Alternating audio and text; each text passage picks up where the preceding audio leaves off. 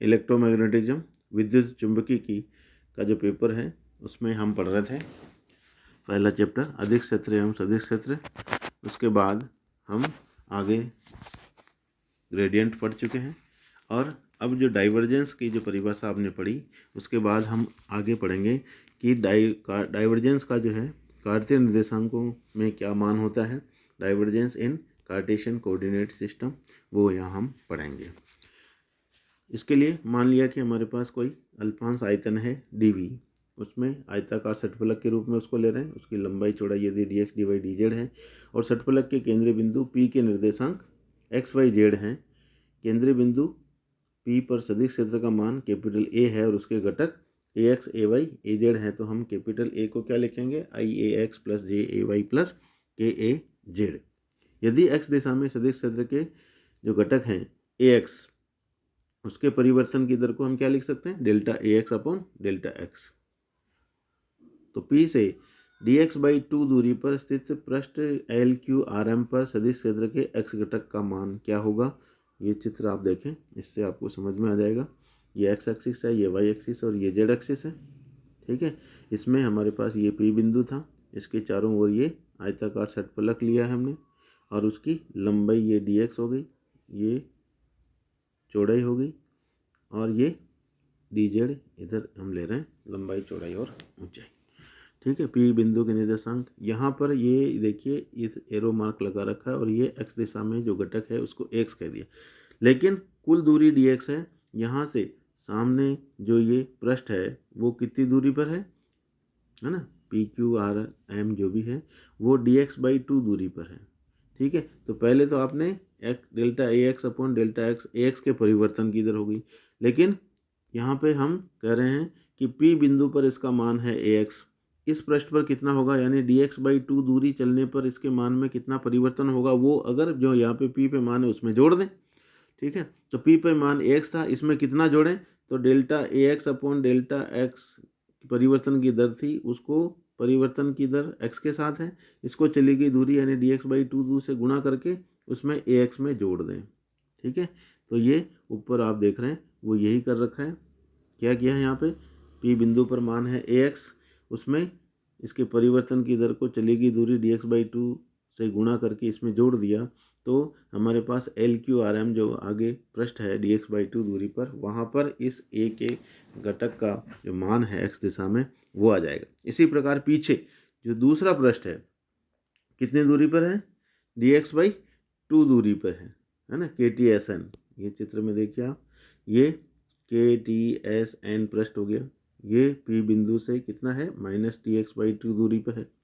तो यहाँ पर ax से कितना कम होगा वो हम यहाँ से निकाल सकते हैं, है ना। KTSN पर इस ax से यानी इसके परिवर्तन की दर को -dx/2 से गुणा करके जोड़ दिया। ठीक है, तो ये इन दोनों में अंतर है, यहाँ पे x से थोड़ा मान बढ़ जाएगा और इस पृष्ठ पे x से मान घट जाएगा, दोनों मान निकाल सकते हैं।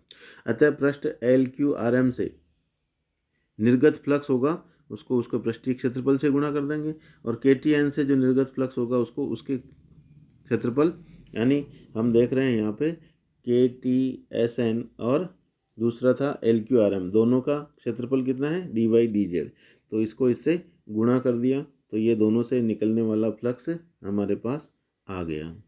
ठीक है, लेकिन x अक्ष के ये तो इससे तो है बाहर निकल रहा है और इससे अंदर आ रहा है, तो बाहर निकल रहा है उसमें से ये जो माइनस है इसको माइनस कर देंगे तो इसको, ये तो निर्गत फ्लक्स हो गया, ये आगत फ्लक्स हो गया, तो टोटल हमारे पास x दिशा में निकलने वाला जो फ्लक्स है वो पहले में से इसको बाद वाले को माइनस कर देंगे, तो हम देखेंगे ये माइनस है, ये माइनस है, ये माइनस माइनस प्लस हो जाएगा और ax वाला पद हमारे पास दोनों में कट जाएगा, तो ये दोनों पद बचेंगे, दोनों में dx/2 x/2 है, दोनों सेम है और dx/2 तो x/2 मिलकर dx हो जाएगा और dy/dz है, ये dx/dz को हम dv लिख सकते हैं। तो समीकरण 1 से हमारे पास x दिशा में निकलने वाला फ्लक्स आ गया और वो हो गया delta ax upon delta x into dv। यहाँ dv आयताकार जो षटफलक था उसका अल्पांश आयतन है और पृष्ठ से बाहर की ओर निर्गत फ्लक्स के धनात्मक तथा पृष्ठ से आने वाले फ्लक्स के ऋणात्मक माना गया था। इसी प्रकार षटफलक से y तथा z अक्षों के अनुदिश अब आपको निकालने की आवश्यकता नहीं है, आप सिमिलरली करके निकाल लेंगे। ax की जगह ay आ जाएगा और x की जगह आपको क्या करना है, y लिखना है। तो ये y दिशा में निकलने वाला फ्लक्स, ये z दिशा में निकलने वाला फ्लक्स, यानी x दिशा में, y दिशा में और z दिशा में निकलने वाला कुल फ्लक्स आपके पास आ गया। तो इस आयताकार षटफलक से निर्गत कुल फ्लक्स तीनों का योग कर देंगे और इसमें dv कॉमन आ गया। समीकरण 2 से हम कह सकते हैं ये कुल निर्गत फ्लक्स आ गया। लेकिन हम जानते हैं डाइवर्जेंस का परिभाषा जो है डेल डॉट ए वो क्या होती है, डेल संकारक, और ये ए इनको आप डॉट प्रोडक्ट में लिखें तो समीकरण 3 डेल डॉट ए, तो ये भी डाइवर्जेंस है समीकरण 2। और समीकरण 3 मैथमेटिकली भी हम देख रहे हैं तो दोनों की 2 और 3 की तुलना करें। क्या करें, 2 और 3 की तुलना करने के लिए इसकी परिभाषा समीकरण 3 को 2 में रख देंगे। 3 को क्या करेंगे, 2 में रख दिया यहाँ पे, तो संपूर्ण पृष्ठ से निर्गत कुल फ्लक्स आप इस तरह से लिख सकते हैं। लेकिन परिभाषा हम जानते हैं डाइवर्जेंस ए क्या होता है, लिमिट dv टेंस टू 0, ये ए डॉट डी है। तो यहाँ पे ये डी नीचे आ जाएगा, तो हम यहाँ से इसको लिख सकते हैं कि divergence A dot D A actual में क्या है, डेल डॉट डी ए है, यानी डेल संकारक का सदिश क्षेत्र ए के साथ डॉट प्रोडक्ट। किसी भी सदिश फलन का डाइवर्जेंस डेल संकारक तथा सदिश फलन के अदिश गुणनफल के बराबर होता है।